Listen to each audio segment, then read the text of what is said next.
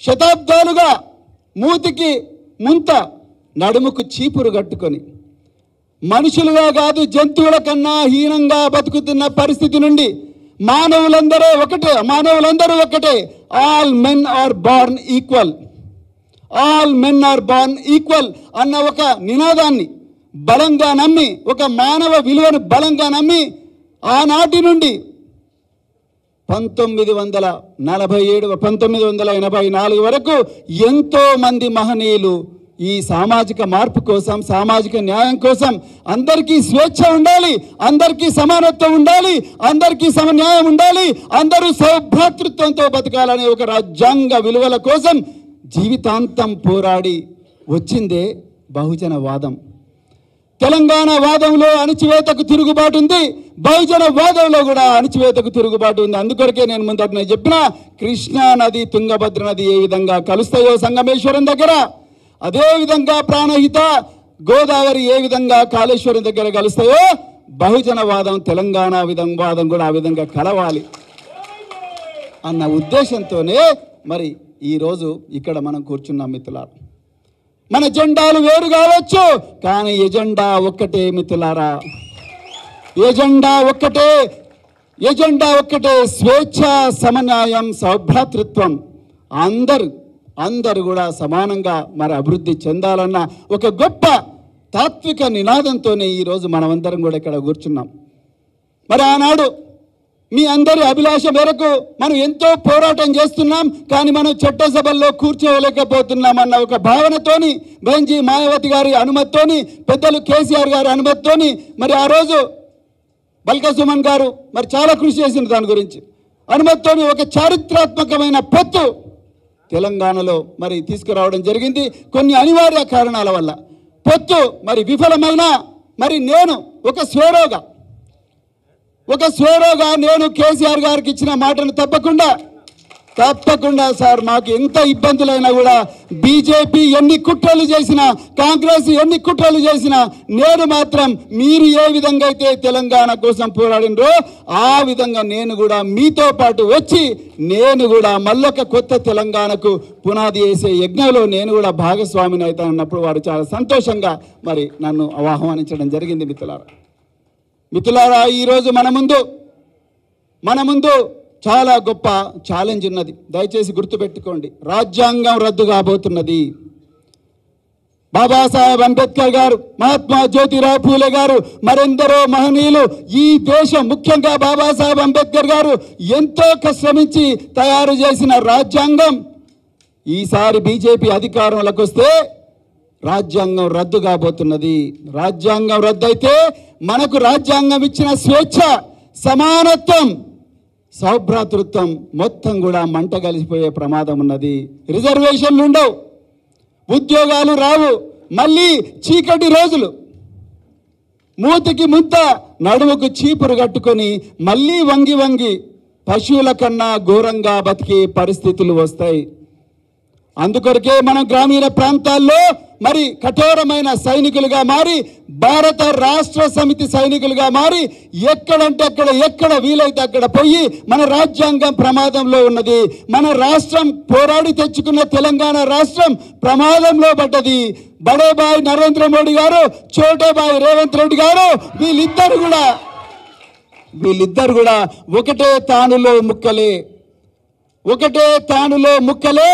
అందుకొరకే వీళ్ళిద్దరి నుండి కూడా తెలంగాణ తల్లిని మళ్ళీ కాపాడవలసిన చారిత్రాత్మక బాధ్యత మన మీద ఉన్నదని ప్రతి ఒక్క కార్యకర్త కూడా ఒక సిపాయిలాగా మారి గ్రామీణ ప్రాంతాల్లో చెప్పాల్సిన అవసరం ఉన్నది. మిత్రులారా, ఆనాడు కాన్షీరామ్ గారు ఏమన్నారు?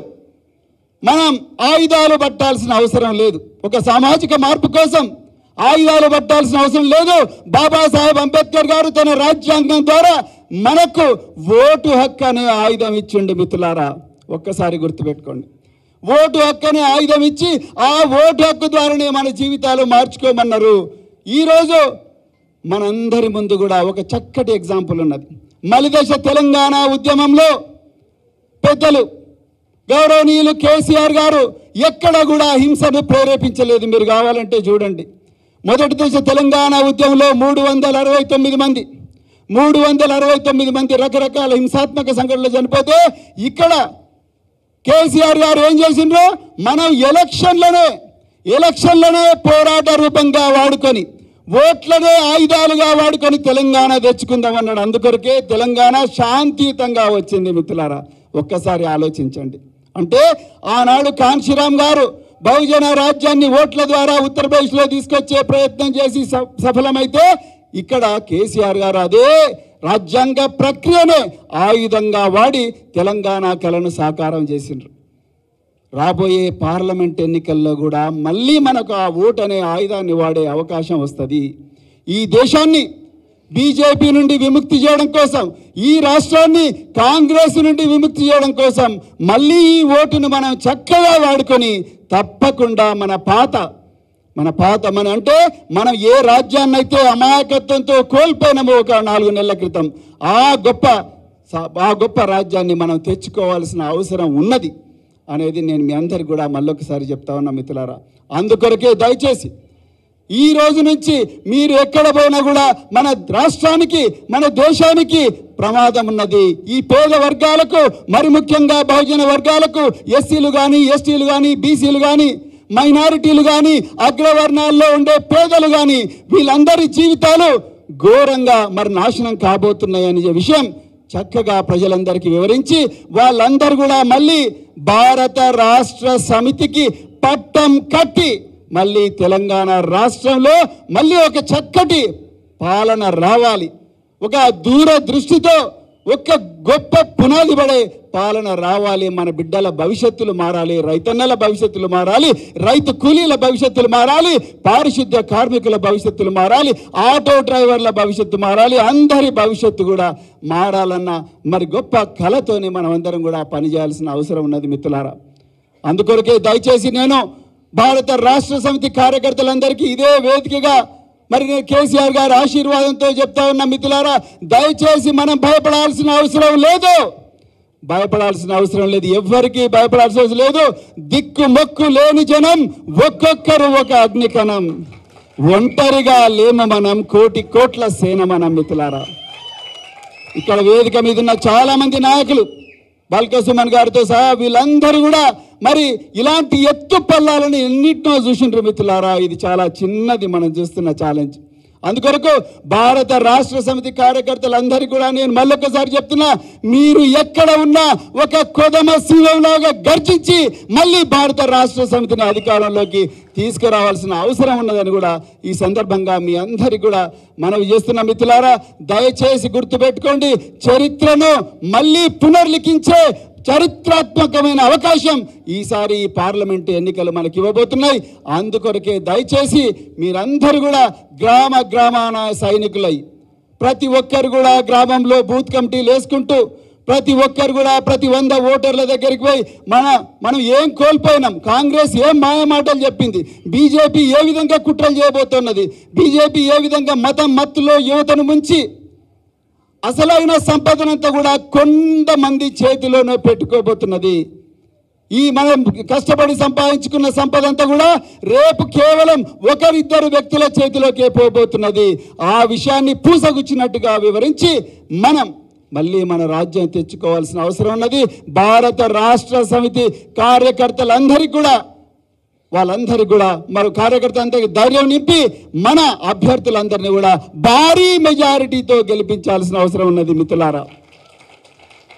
మరి దయచేసి గుర్తుపెట్టుకోండి, ఇది చాలా చాలా ముఖ్యమైన విషయం. ఈ స్ఫూర్తితోనే మనం ఈ తెలంగాణ భవన్ నుంచి పోవాలి. మళ్ళొకసారి చెప్తున్నా, మరి నలుమూలల నుంచి ఇక్కడికి వచ్చిన మీ అందరికీ కూడా హృదయపూర్వక పాదాభివందనాలు చెప్తూ, అదేవిధంగా నన్ను నమ్మి నాగర్ కర్నూల్ పార్లమెంటు నియోజకవర్గానికి మరి నన్ను అభ్యర్థిగా ఎంపిక చేసిన పెద్దలు గౌరవనీయులు కేసీఆర్ గారికి హృదయపూర్వక ధన్యవాదాలు తెలుపుతా ఉన్నా. మిత్రులారా, నేను మళ్ళీ చెప్తున్నా, నేను రాజకీయాల్లోకి వచ్చింది నా కోసం కాదు. నేను పోలీసు ఉద్యోగంలో చేరింది నా కోసం కాదు. నేను పోలీసు ఉద్యోగం నుండి గురుకుల పాఠశాలలోకి వచ్చింది నా కోసం కాదు. నేను గురుకుల పాఠశాలలో ఉద్యోగాన్ని వదిలేసి రాజకీయాల్లోకి వచ్చింది నా కోసం కాదు మిత్రులారా. నేను బహుజన్ సమాజ్ పార్టీని నేను బహుజన్ సమాజ్ పార్టీని వదిలేసి భారత రాష్ట్ర సమితిలో చేరింది కూడా నా కోసం కాదు, ఒక హోదా కోసం కాదు, ఒక బంగళా కోసం కాదు, ఒక ఎర్రబుగ్గ కారు కోసం కాదు, లక్షల జీతం కోసం కాదు, ఒక హోదా కోసం కాదు, ఒక అంతస్తు కోసం కాదు. మిత్రులారా, నాకున్న ఈ అదృష్టాన్ని లేని లక్షలాది మంది కోట్లాది మంది బిడ్డలు నాకన్నా గొప్పగా ఉండాలి అన్న ఒక కలను నిజం చేయడానికి వచ్చిన మిత్రులారా, ఆ కలను నిజం చేయడానికి మాత్రమే ఇక్కడికి వచ్చిన. ఇప్పటికి కూడా అదే ఎజెండానే, డప్పులు కొట్టిన చేతులతోనే తెలంగాణ బిడ్డలు డాలర్లు సంపాదించాలి మిత్రులారా. చెప్పులు గుట్టిన చేతులతోనే చరిత్ర తిరగరాయాలి. కళ్ళు గీత కార్మికుల బిడ్డలు కంప్యూటర్ ఇంజనీర్లు కావాలి మిత్రులారా. అప్పుడే నిజంగా మరి నిజమైన మన జీవితాలు మారుతాయి. ఇంత